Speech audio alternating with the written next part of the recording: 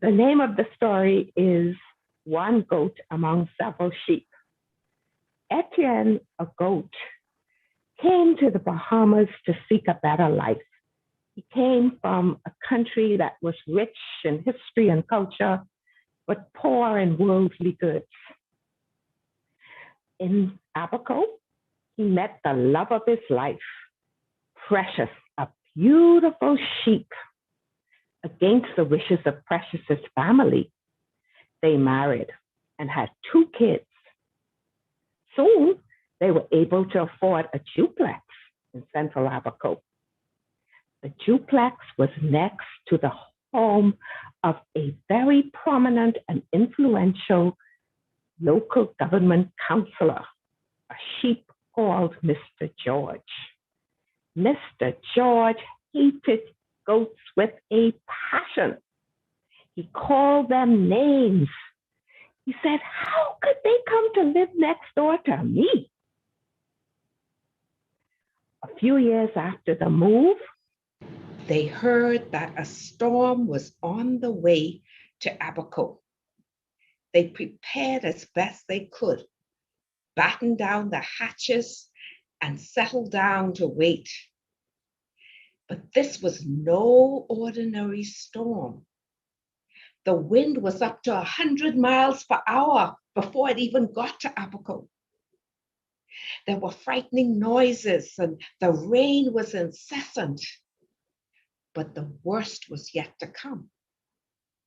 Bah! Electricity gone.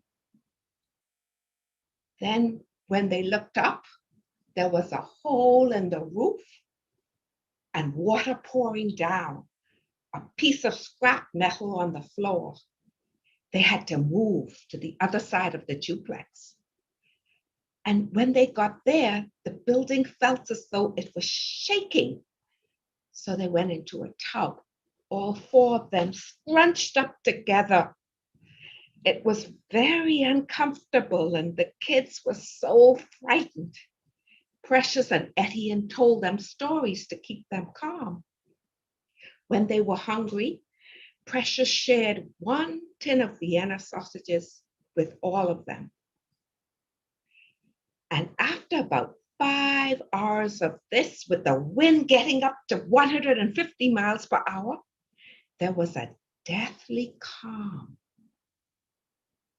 The radio announcer on the battery-operated radio said that it was the eye of the storm.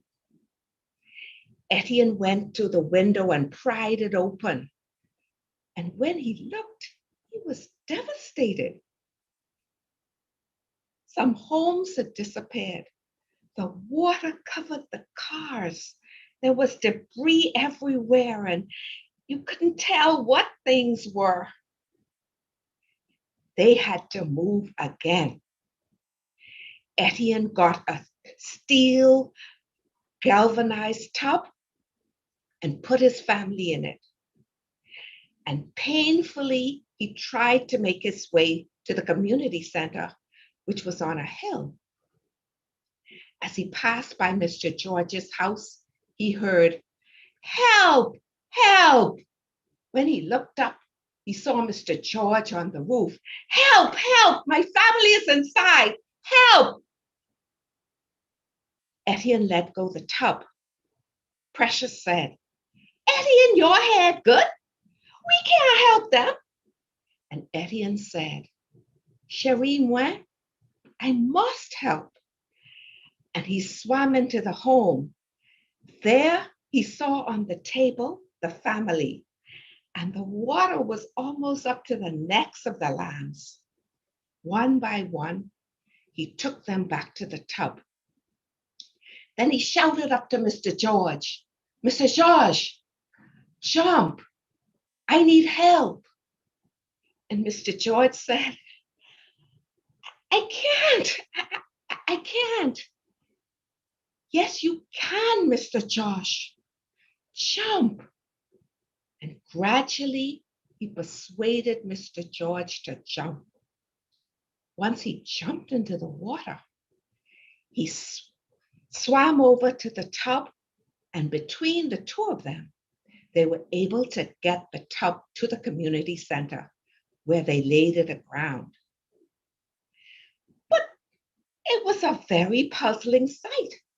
Outside, there was nothing but goats. Goats' hair there everywhere. And one sheep, Butch, guarding the door of the community center.